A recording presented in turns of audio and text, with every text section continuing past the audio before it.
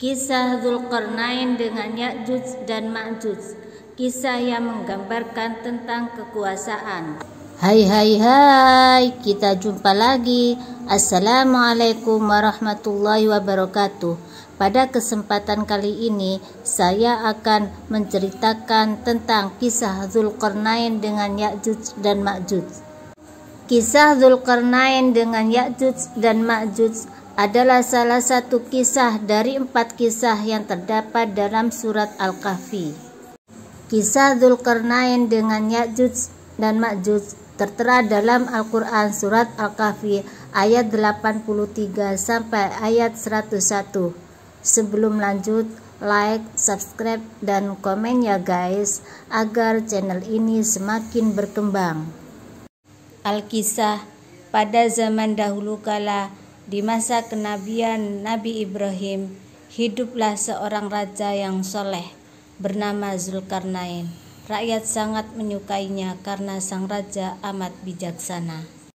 Pasca kepemimpinan Raja Namrud yang kejam, Dzulqarnain hadir sebagai pengganti yang membawa kesejahteraan bagi rakyatnya. Tak hanya itu, Dzulqarnain pun berkiprah besar dalam mendakwahkan agama tauhid yang dibawa Nabi Ibrahim. Allah Azza wa Jalla telah memberikan kepadanya kerajaan yang besar dan segala sesuatu yang ada untuk seorang raja, berupa kekuasaan, tentara, peralatan perang, dan sarana prasarana yang memadai. Dengan segala kekuasaan, tentara, dan peralatan perang yang dimilikinya, Dzulqarnain bisa menguasai dunia. Kekuasaan Dzulqarnain terbentang mulai dari belahan timur bumi sampai belahan barat bumi. Dzulqarnain menaklukkan berbagai negeri serta menundukkan para penguasa lainnya, sehingga semua orang berkhidmat untuk kerajaannya. Dzulqarnain amat cerdas dan pandai berpetualang. Ia melakukan ekspedisi ke seluruh dunia untuk menyebarkan agama tauhid. Sang raja amat pandai menguasai bahasa berbagai dunia.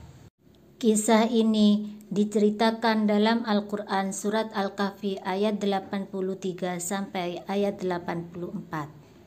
Pada sebuah perjalanannya, Dzulqarnain sampai ke tempat matahari terbenam di bagian barat dunia. Di sana ia mendapati penduduknya tak beriman. Dzulqarnain yang bijaksana membuat keputusan sesuai syarat serta ketakwaannya dalam menjalankan perintah Allah Subhanahu wa taala. Dzulqarnain membuat 2 keputusan pada penduduk tersebut. Pada penduduk yang berbuat kerusakan akan dihukum dan dikembalikan kepada Tuhannya, di mana mereka akan diazab dengan sangat pedih.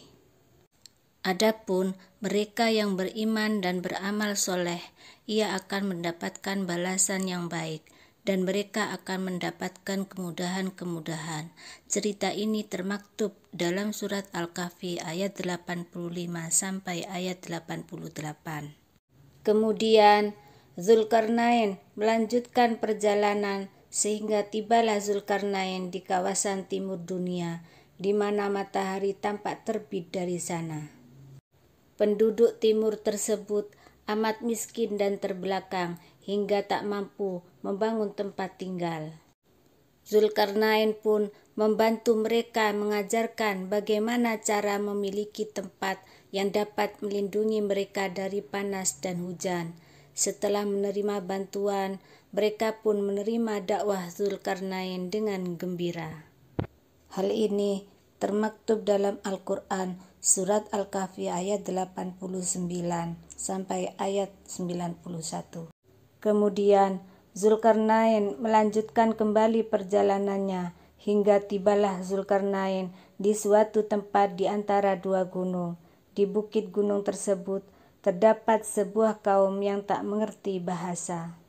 Kaum tersebut mengeluhkan kesulitan mereka pada Dzulqarnain. Mereka selalu dilanda kemiskinan karena harta mereka selalu diambil paksa oleh kaum kejam bernama Ya'juj dan Ma'juj. Para manusia kejam tersebut berpostur tubuh yang tak biasa. Mereka selalu merusak segala sesuatu yang mereka lewati. Kaum Ya'juj dan Ma'juj tersebut tinggal di antara dua gunung. Mereka selalu mengganggu kaum di bukit dengan merampas dan merusak segala sesuatu, baik tanaman maupun ternak. Kaum itu berkata, "Hai Zulkarnain, sesungguhnya Ya'juj dan Ma'juj itu orang-orang yang membuat kerusakan di muka bumi. Maka dapatkah kami memberikan sesuatu pembayaran kepadamu supaya kamu membuat dinding antara kami dan mereka?" pinta penduduk bukit. Hal ini diceritakan dalam Al-Quran surat Al-Kahfi ayat 94 sebagai berikut. Bismillahirrahmanirrahim. Qalu ya dzal qarnaini inna ya'juja wa ma'juja mufsiduna fil ardi fahal naj'ala laka kharajan ala an taj'ala bainana wa bainahum sadda. Zulkarnain pun berkeinginan untuk membantu mereka seperti yang termaktub dalam surat Al-Kahfi ayat 95 sebagai berikut. Bismillahirrahmanirrahim. Qala ma makkanni fihi rabbi khairum fa'inuni biquwatin aj'al bainakum wa bainahum radma. Artinya, Zulkarnain berkata, apa yang telah dianugerahkan Tuhan kepadaku lebih baik daripada imbalanmu, maka bantulah aku dengan kekuatan agar aku dapat membuatkan dinding penghalang antara kamu dan mereka. Zulkarnain ingin membantu mereka, namun tak ada daya dan upaya kecuali atas pertolongan Allah semata. Maka diajak berimanlah penduduk bukit dua gunung tersebut. Setelah mereka beriman, Zulkarnain memikirkan cara untuk membatasi mereka dengan kaum kejam Ya'juj dan Ma'juj. Bawakanlah padaku besi dan tembaga, akan kubuatkan dinding di antara kalian dan mereka, ujar Zulkarnain. Maka dikumpulkanlah segala hasil tambang para penduduk bukit. Zulkarnain kemudian menggali tanah, lalu membangun pondasi yang kokoh dari besi.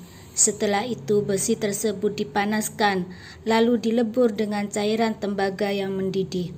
Maka jadilah dinding benteng yang amat kokoh yang mengurung Ya'juj dan Ma'juj di tempat tinggalnya.